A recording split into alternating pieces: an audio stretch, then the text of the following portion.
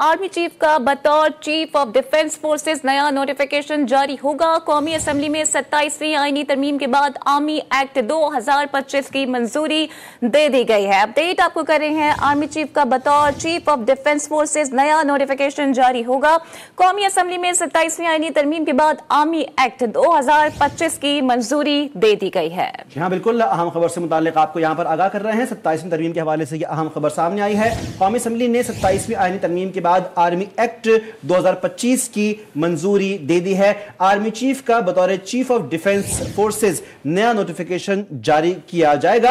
अहम डेवलपमेंट और अहम अपडेट से यहां पर आपको आगाह किया। कौमी असम्बली ने 27वीं आईनी तरमीम के बाद आर्मी एक्ट 2025 की मंजूरी दे दी है। आर्मी चीफ का बतौर चीफ ऑफ डिफेंस फोर्सेस नया नोटिफिकेशन जारी होगा और इस नए नोटिफिकेशन के हवाले से आपको बताएंगे, कौमी असम्बली ने 27वीं आईनी तरमीम के बाद आर्मी एक्ट 2025 की मंजूरी दे दी है। आर्मी चीफ का बतौर चीफ ऑफ डिफेंस फोर्सेस नया नोटिफिकेशन जारी किया जाएगा। अपडेट आपको कर रहे हैं इस अहम तरीन खबर के हवाले से। आर्मी चीफ का बतौर चीफ ऑफ डिफेंस फोर्सेस नया नोटिफिकेशन जारी होगा। कौमी असम्बली में 27वीं आईनी तरमीम के बाद आर्मी एक्ट 2025 की मंजूरी दे दी गई है। ये बिल आज ख्वाजा आसिफ की जानिब से कौमी असम्बली में पेश किया गया था, जिसे कसरत राय से मंजूर किया गया है।